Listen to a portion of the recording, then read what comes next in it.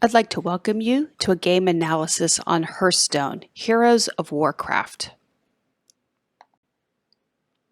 Hearthstone is an online card game using the same characters and themes as the popular game of Warcraft. It allows players to play against each other or against a computer, and the aim is to take away the opponent's health by playing cards strategically. Here is a selected screenshot during play of Hearthstone. So within the circle there, you see 5 diamonds. Those diamonds represent mana, which means this is the 5th hand that is taking place during this game. That also means that the player has the option to play a total of 5 points for this hand. The number 25 on the player's card represents their health level. So the goal is to burn down your opponent's health before your health expires. The number at the top left of each card, as well as the bottom left, represents the amount of mana that is needed in order to attack your opponent's minions or the opponent themselves. So in this case, any of the cards that are currently lit up in green can be played during this turn of play. It can be used to attack a minion, take down a taunt, or take health points away from the opponent. So strategically, the player has to decide which one he wants to play. There is a level of recognition and recall that are used on the various cards and remembering the characters and what their powers are.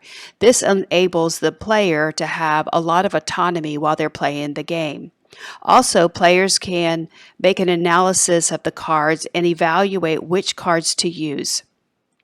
They can also begin to predict what cards their player or their opponent might have. Over on the far left-hand corner, the row of cards going vertically is actually the cards that have been played. So it is possible for a very astute player to almost card count and decide what might his opponent still have in his hand.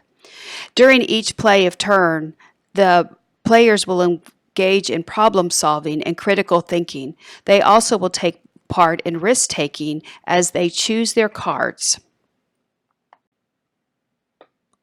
Based on the nature of play, Hearthstone is certainly a constructivist theory learning.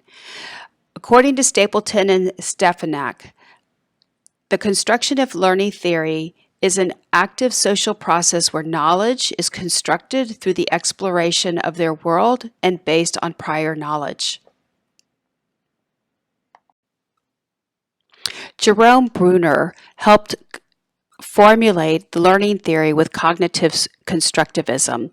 And one of the elements is predisposition, and that has to do with providing ill-structured problems, in this case, a card game in which we believe that we could win when we're playing, with some degree of uncertainty though. So there's an element of risk and uncertainty that leads to that motivation. The second element is the structure of knowledge, and this occurs experientially and could occur through reading about or understanding and Jerome Bruner,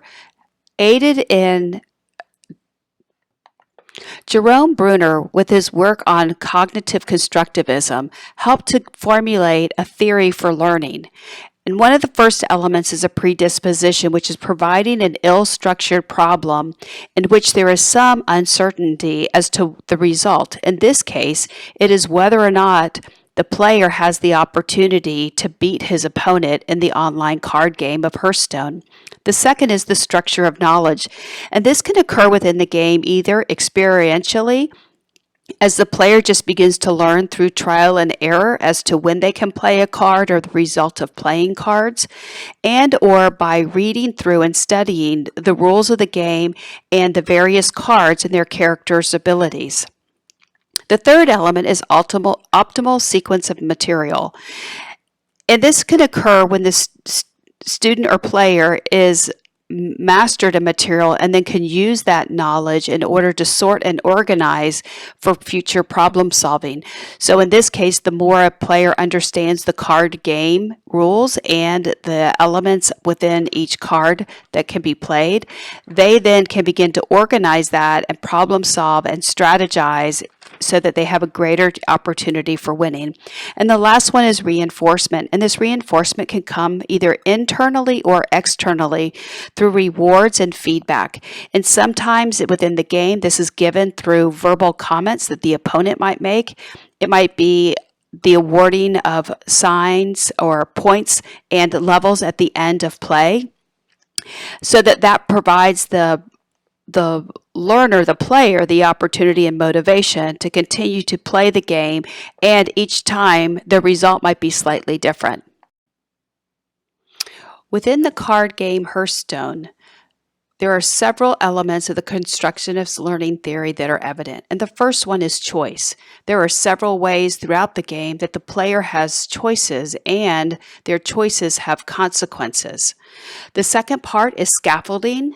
By providing scaffolding, the player begins at an easier stage and slowly the level of play is increased.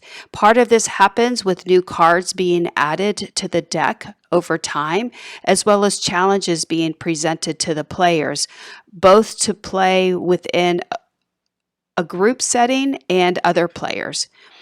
Another element with the constructivist learning theory is the zone of proximal development by Vygotsky.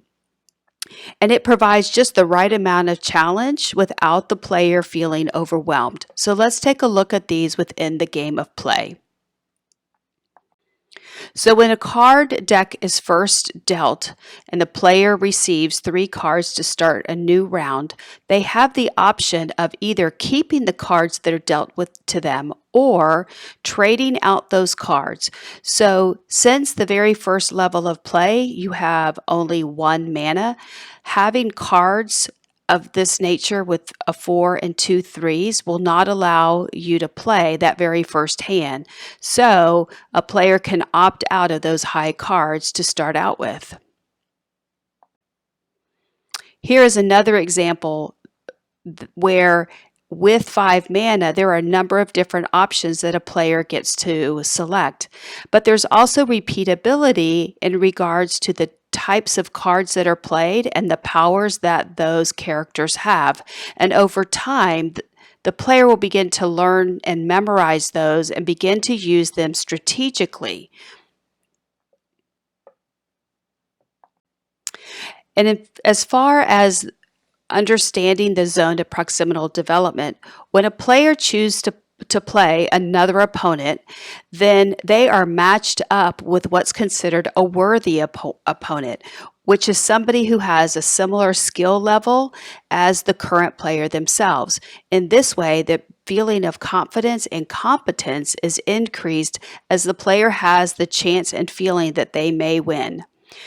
Another element is that ability to increase the difficulty. So if you see the comment underneath the red bar there, it says each class has 5 different basic cards you can unlock as you level up. So as a player becomes more skilled and they level up, their level of play will also increase.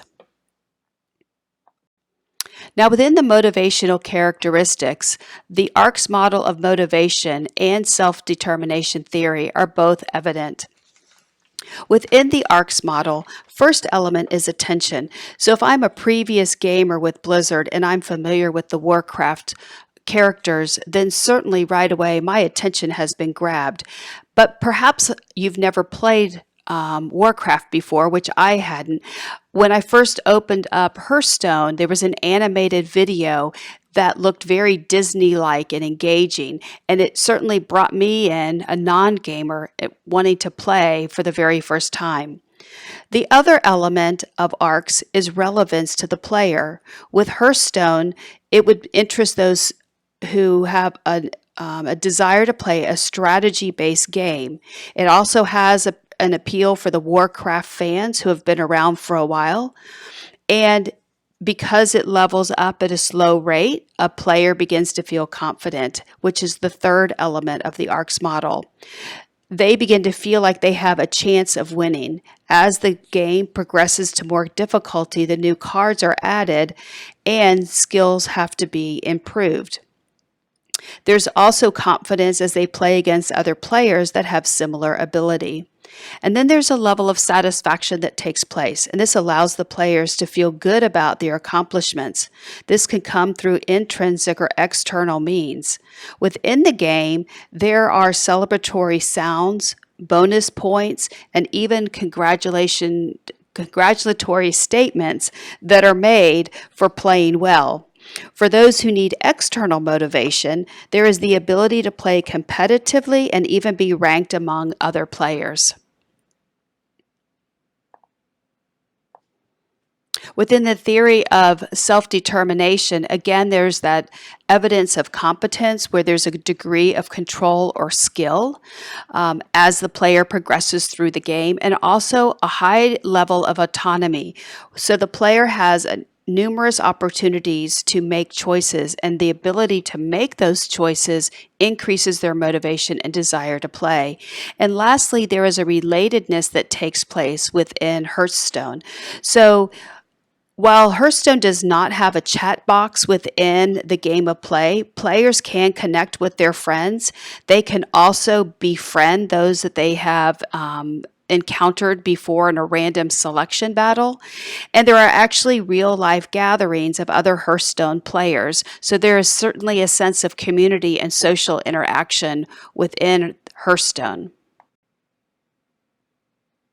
Hearthstone is primarily a rules-based game, and within that, there are a number of cognitive learning elements that take place. So certainly there's a knowledge and understanding that takes place with being able to recall the rules of the game, the play options that are available, and the cards within the decks and those powers that are related to those. There's also an understanding of the consequences that happen when a certain card or a combination of cards are played during a round. There's also the repetition that takes place. So the cards and characters show up repeatedly, and this repetition allows for mastery of the elements and increases the motivation as players become more competent in their playing. There's certainly a level, though, of sorting and elaboration as they have to sift through the cards and then build upon what they already know when they encounter a new deck of cards or a new opponent.